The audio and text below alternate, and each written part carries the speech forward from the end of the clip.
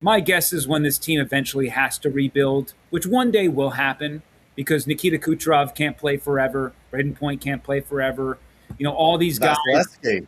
Vassy, yeah, I mean, there's going to be a time where the kids that he grew up with in this team, they all go away, and there's going to be like that new corner that's turned, and you'll have like probably Hagel and Sorelli still hang out here with a couple of others, but I think probably around there he might call it good and move into a front office role. But I just think he's the best coach in the National Hockey League. I don't think it's debatable.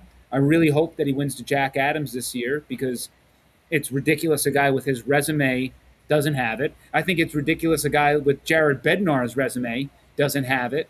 And those are two of the best coaches in the National Hockey League year in, year out. And the war just always seems to go to like this year, we love Marty, but like Martin St. Louis is turning around the Canadiens, they're having a great year. Those are typically the guys who win it. Of like they were bad, now they're good. It's like, well, why can't we just reward the really good, given their circumstances of especially with John with all these injuries. But I'll leave you with like this last tidbit, and it's my favorite one that I found this year so far. But he has 601 wins.